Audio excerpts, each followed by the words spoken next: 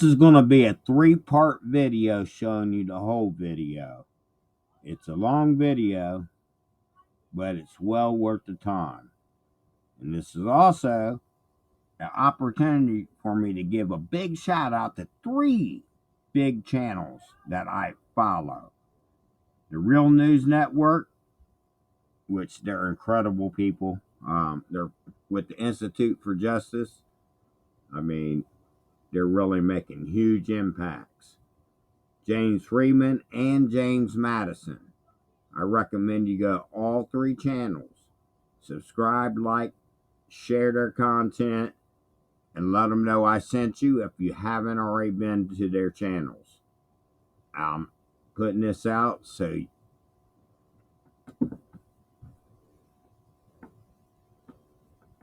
sorry about that, my microphone went out. But I'm putting this video out basically in support of all 3 channels and help the education further on knowing our rights. Thank you and enjoy. Sorry, you guys. This is a show where we will talk to people who know how to do both to give you the tools and the perspective to ensure that when and if police challenge you, you are prepared.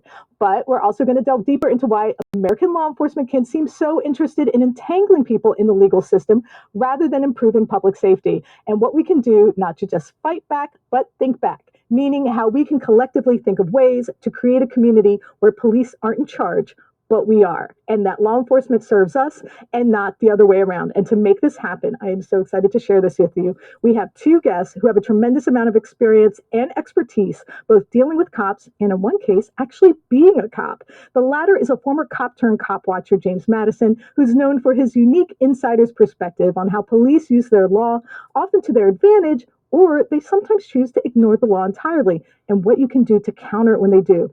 Also, he has an exceptional investigation he is working on, and you all will be some of the first people to see parts of it here on our channel. Then we will be talking to the legendary James Freeman, who is actually fighting the entire justice system to protect his right to hold them accountable. It is an absolutely epic battle between transparency and power to keep the inner workings of government secret, which we will be unpacking for you in all its ugly details. And at the end of the show, there will be a special shout out to all my Patreon patrons for their kind support. It's just one small way I try to show the people that help this show and make it possible, show them how much I appreciate them. And during the show, I will try to get your comments on the screen and answer some of your questions for our guests. But please remember, this is live. As you may have noticed, this is very, very live. So please try to be patient with any technical glitches we might have. But before we get to that, I want to turn to my reporting partner, Stephen Janis. Stephen, hey, Dave, do you think you could find Stephen on the live stream?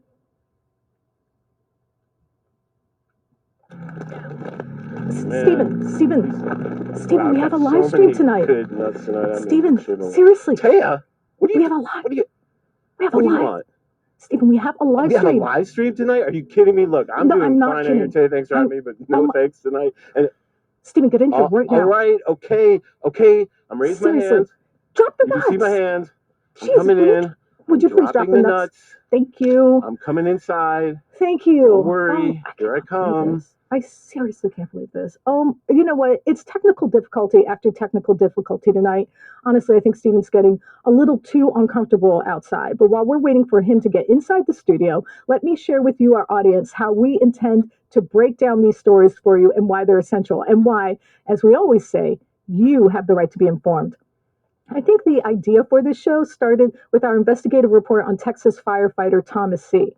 As you remember, Thomas was pulled over by the Denton County Sheriff's Department in April of 2021 for what they say was speeding, although Thomas denies this. After he was pulled over, however, police had a different agenda. That's because they immediately started to accuse Thomas of being drunk. Now, first, it's worth noting that Thomas has not had a drink for 30 years, and he does not use illegal drugs of any kind. But that didn't stop police from charging him with a DUI. Let's just watch a little bit of what transpired. Hello, I'm Deputy Brent with the Denton County Sheriff's Office. I didn't catch you earlier. Where are you coming from today? Yeah, my left. Yeah, you're right. What happened to your eye again? I only caught part of it. I had a detached retina, and then the subsequent surgeries have led to it. It's kind of got a blue haze right now, and so it's just hard to see through this eye. But sometimes it gets kind of irritated. It turns red, and I don't know. It is now, but it looks a little bit right now. Yeah. Is it really? Yeah. Is this one That's clear? Clear. Okay. Yeah. So. Okay. Yeah. When's the last time you took any medication today?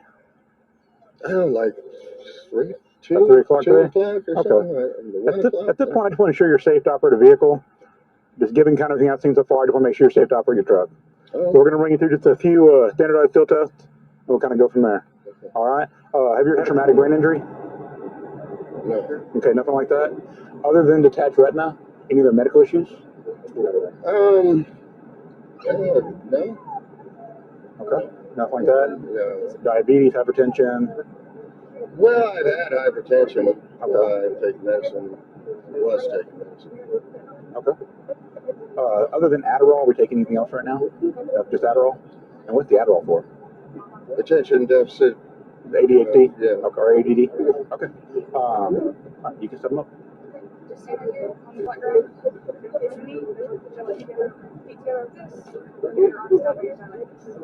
And so I asked them, like, well, what else besides your eye hurt? Anything else? No, just fine. I mean, I get every opportunity to explain to me, like, legs aren't working right, arms aren't working right. He came out of the truck looking good, like, walking pretty decent.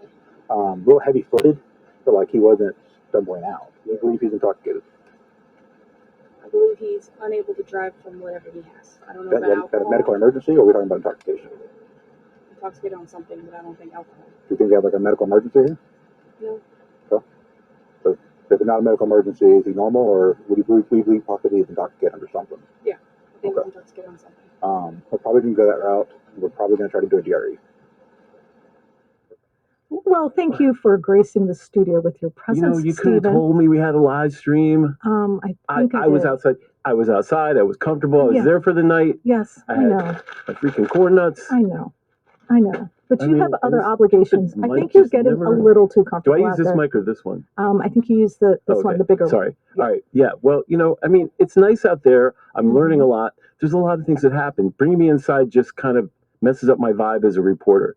I am breaking stories constantly out there reporting, and you're like, oh, come on for a live stream. But what do I get out of it? Well, you know what, Stephen? The problem is that everyone corn nuts are not enough for a man to survive. I need more than that. Listen, everyone expects you to be a hard-nosed investigative reporter. You got to give the people what they want. That means you got to be out there, beating the streets, putting in that work. Okay. Let me just put it this way. I'm willing to do a documentary about what it's like to be outside. I'm willing to do a documentary to tell the secrets. A lot of people ask me about our esteemed editor, Max, the famous Maximilian Alvarez.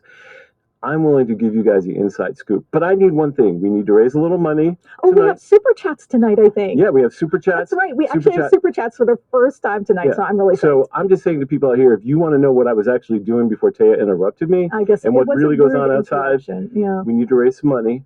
But not a lot, a couple $100 would be nice so I can hire a director, cinematographer, some of the things I need to, execute my vision. You're just trying to get more coffee and corn nuts. Hey, these things are really expensive and they're hard to find. So, but nevertheless, I am inside now, so I'm here. I'm ready to participate, and I'm looking forward to hearing more about Thomas's case. Well, actually, as I was saying, Stephen, go ahead. You will see the cops basically charged Thomas due to a highly subjective and easy to fail field sobriety test, which, Stephen, you've learned has literally almost no scientific basis. What's really interesting about this here is I did some research because I thought there was so much subjectivity when we looked at the documents, having, your clothes being like ruffled or disheveled or the way that was like his attitude. Was it apologetic? Was it irritable? Like just so many subtleties that are so subjective when it comes to a cop's determination. And we talk about the law enforcement industrial complex. Well, this is the forensic industrial complex where they create things. This was created out of whole cloth by a couple of psychology professors. Nothing scientific about it. And also really, so that the entirety of this idea of a field sobriety test, and it varies from state to state. There's nothing scientific. It fails every time to really learn if a person is drunk or not, and it's highly like just made up out of whole cloth. And so if I'm not going to go through all the actual research, but I can say this very specifically: there is no scientific basis for a field sobriety test. And yet, in this particular case, in Thomas's case, it was his sole justification for arresting him. And that's the problem. I don't think any of us have a problem with a police officer using some subjective diagnostic tools or even subjective judgment when they're when they're investigating someone. But to ruin a man's life over your impression that he was talking slowly, or he was a little heavy-footed, or what some of the other subjective ways they now analyze it, I think is, especially in light that we have breathalyzers and that we have blood tests, I just think is highly problematic. And I think what this particular type of law enforcement diagnostic tool shows is that there's this sheen of absolute certainty that rubs off on these things over time, because over time they just become recirculated. We had an example out in Colorado where people are inexplicably using ketamine during arrests to subdue people, and people died, and they're like, how did this happen? And no one really knew. When I dug into it, it was almost impossible to figure out. So in this case, I think we need to call into question this way. None of us support drunk driving, and all of us think it's serious, but we should not have a system that is completely dependent upon the subjective. And I think the bias, I mean, I think that the most interesting thing about Thomas's case is I think they'd already made up their minds. They just needed a stat. I mean, we're still looking into it. We'll get to that. But yes, these tests are completely subject to the officer's whim. And that's very scary and very dangerous, considering the consequences for either getting it wrong or getting it right. Stephen, you actually have an update. You did not let go of this story. Right. I know that you were very moved by what happened to Thomas, the ending of his career and the loss of his firefighting family, but you kept on pressing and asking questions. Yeah.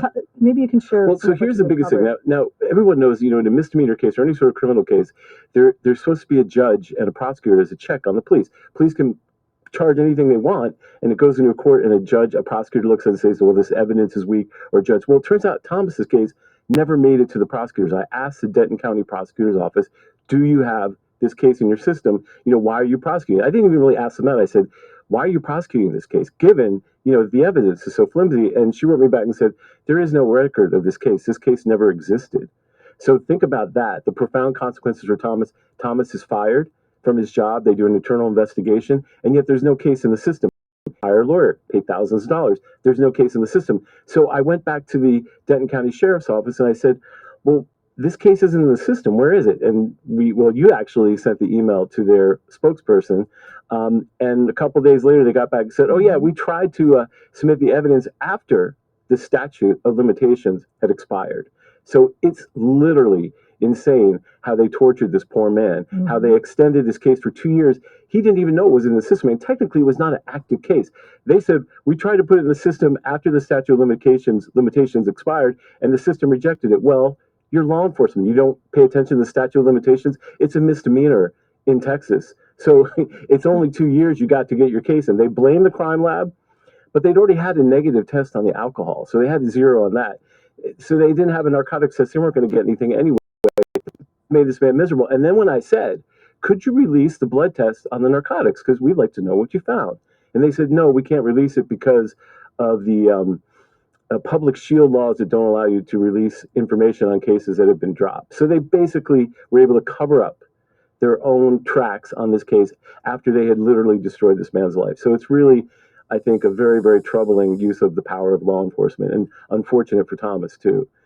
You know what was interesting? Some of the comments here, and I've been doing my best to throw some of them up on the screen. Someone said, I think it's Alan Killian, field sobriety tests are all about collecting evidence against you. Right. And I think earlier, it might have been Catman, and I apologize if this is incorrect, but they said the field sobriety test is about as accurate as the canine test. So we've seen, we've seen terrible ways canine have been used as an excuse to be able to access someone's vehicle. The thing that's alarming is there's an entire industry of DUI, aggressive DUI, traffic enforcement that is built upon the field sobriety test. So it's quite alarming how subjective and unscientific this is, and it's used to such an extent that, really it can put someone in jail, you can lose your license, all sorts of horrible repercussions. And also, I think maybe there's a lot of drunk people that could pass it to be even worse. So I don't know what the answer is to this question, but I do think we need to stop walking around and thinking, or at least as mainstream media, as reporters, we need to stop this idea that somehow there's some scientific certainty in this process of, field sobriety tests. And we've got some great comments in here. And some of them I wish I could put on the screen, but I can't put all of them on the screen. But some of them are very funny, John Eagle. So as we move on, given the consequences for Thomas and the very flimsy evidence, we decided to spend some time not just on how to protect your rights, but also trying to understand why cops do what they do. Meaning, why do we keep seeing this type of abuse of the power over and over and over and over again with very little actual reform? Why do cops continue to make bad arrests? And why, when they are clearly presented with evidence, do they continue to try to entrap people when it would just be so much easier to just let them go and allow them to move on? I think this aspect of law enforcement has become more fascinating and at the same time inexplicable for me. I mean, and bear in mind, I watch a lot of videos of police encounters. In fact, I've spent the past 5 years just knee deep in body camera and cell phone videos of police behaving badly. And many times when I do so, I find myself asking the same question. Why can't the cop just walk away? Why do they so often escalate? And what can I do to help people overcome bad policing? And I'm hoping that I have at least part of the answer because often we don't know our rights and even more importantly, how to apply them given the circumstances. And I have watched many a routine encounter with a cop go wrong, and I'm struck by just how subjective it can be and how much dissembling police often do. How often they simply ignore the law or, in the worst cases, just make up their own rule book entirely. And that's why we're going to address this. So let's call it the law enforcement knowledge gap. And we're going to do so by having a series of discussions to share that information to help you and help close that knowledge gap. Because I literally watched 3 deputy sheriffs destroy Thomas's life, and I honestly thought I need to do something, not just as a reporter, but as a human being. I mean, not that those two things are mutually exclusive, but meaning, meaning we need to do something. We need to talk about not just why, but how these types of cases continue to happen. And we need to discuss what we can do to fight back. And this is a conversation that involves more than just talking about the law and your rights and other important aspects of our legal system. It's also discussion about the underlying imperative that drives all the ills mentioned earlier, a system that trains them to embrace psychology, the idea of that they're but against us, to use the law as a barrier, not a common set of rules for everyone. I think we have to try to understand what and who these cops are really working for and why often they seem to have other priorities besides keeping us safe. I mean, Stephen, I think we've probably had this conversation a million times before about the underlying imperative that drives policing. But why is this important? Why even talk about it? Why aren't we just showing videos of bad cops? Well, I think, it's very important when we look at a case like Thomas's and other cases we've covered that there's this sense when you report on it that this is an example of law enforcement gone wrong. But I think what we need to do in our conversation is flip that around.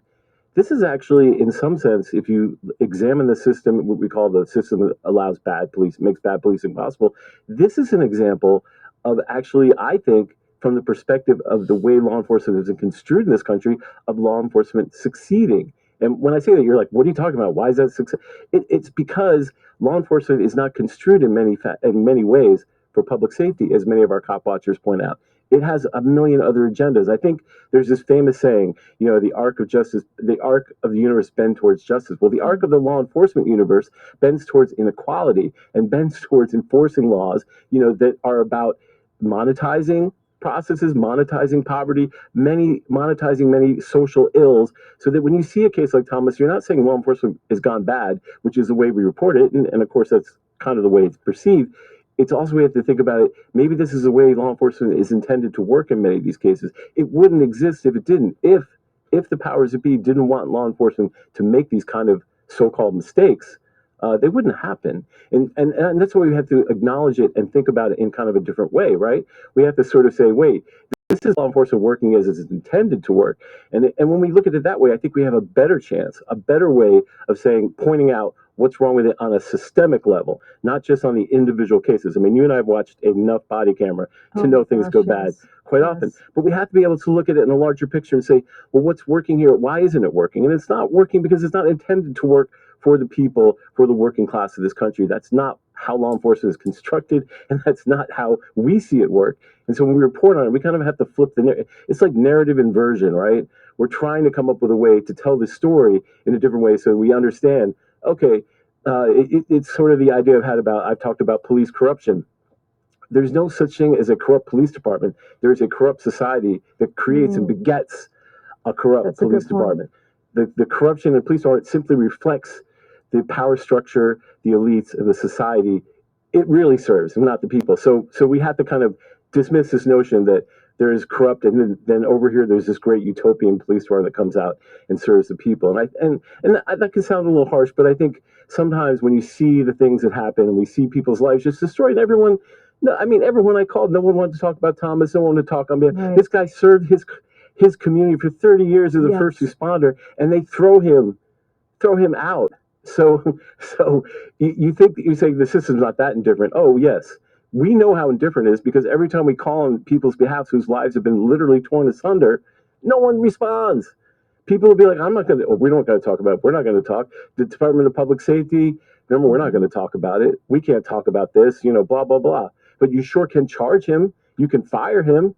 Absolutely. You could put him in jail. You could make him hire a lawyer. You could do all that. But what you can't do is talk about it. You can't explain why you ruined this man's life. And that's what I'm trying to say. Like, law enforcement is not constructed around serving the working class and the people. It's constructed around, an elite sort of way of parsing us and saying, you're here, you're bad, you're good, we're the heroes. So anyway, sorry, I didn't mean. I know. Look, you get fired up sometimes. Well, yeah. I just gotta let you. I got outside.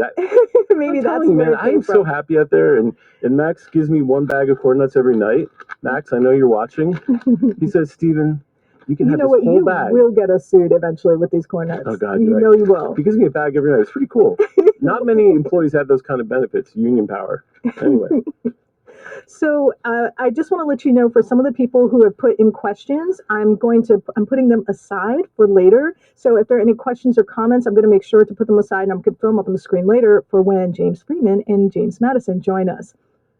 And back to moving forward.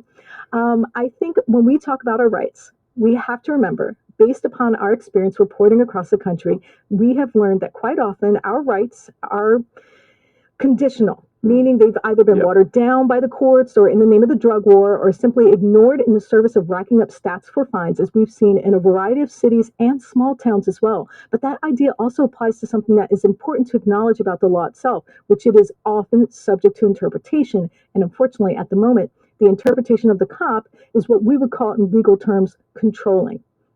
In other words, an argument over the law that involves an encounter with a cop is usually hashed out after you've been subjected to it. So it's something to keep in mind when you cite the law, because the officer can simply ignore it while you suffer the consequences. And only after you've been jailed, ticketed, arrested, can you go to court and try to right the wrong. And that is why part of the Know Your Rights show tonight will be focused on getting a better understanding of police, why they do what they do, and of course how they think. And I can think of no guest better than a man who used to be a cop and is now a cop watcher. His name is James Maddison, and he is a former law enforcement officer who has used his talents as a content creator to share valuable insights into policing, your rights, and how to defend yourself. But he has also applied his investigative skills to the benefit of the public, as evidenced in his most recent work about breaking the story about a police lieutenant in Daytona Beach who brought his 3.5-year-old son to the station and put him in jail. And excuse me for saying this, but for going to the bathroom in his pants. That same cop also admitted that he previously put another one of his children in jail for a similarly unusual crime. So thanks to James, this story has just started to receive national attention. Let's run a clip of his work. He's not here right now. And that's, what's his name? He's new, right? Yeah, Michael Fowler. Fowler, that's it. And let me ask you, I guess there's an IA going on. That's why you said this is a big deal. I hope. I don't know about that. Okay.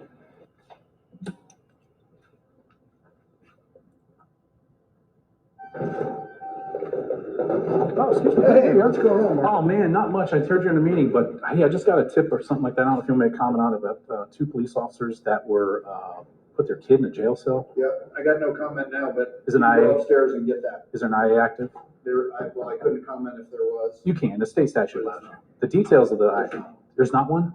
Oh my gosh! All right. Do a request. See her calendar. I don't have her calendar. Who does? Do you know? Sherry Schwab would have all public documents. Do you know what time she left or when she left? She left at 10 o'clock. 10 o'clock. All right, sounds good. I appreciate it. Okay. And I think you're probably saying the same thing. This is a big runaround, right?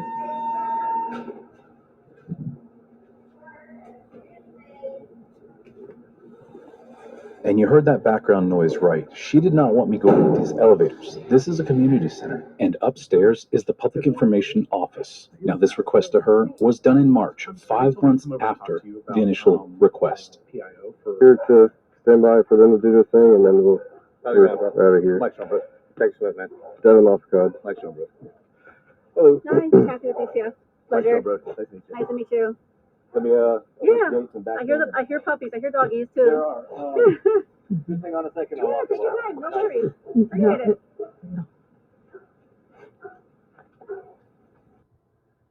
So I just wanted to let you know that for the follow-up report that James has on his channel, Noli D in the live chat is going to be dropping a link so that later you can follow up and take a look at these incredibly disturbing allegations. He actually has the officer on record saying exactly what he did to his young child. And now James Maddison. James, thank you so much for joining us tonight. Okay. For part 2, to continue, I'm going to release it in a time frame that you can watch all 3 parts if you come back over. Come to part 2. Share a couple times throughout the day. Let's get this message out there so more people learn their rights. Drop your comments in the comment section below. And definitely send me any video or links you have to Gregory SR Workman 69 at outlook.com. Gregory SR Workman 69 at outlook.com.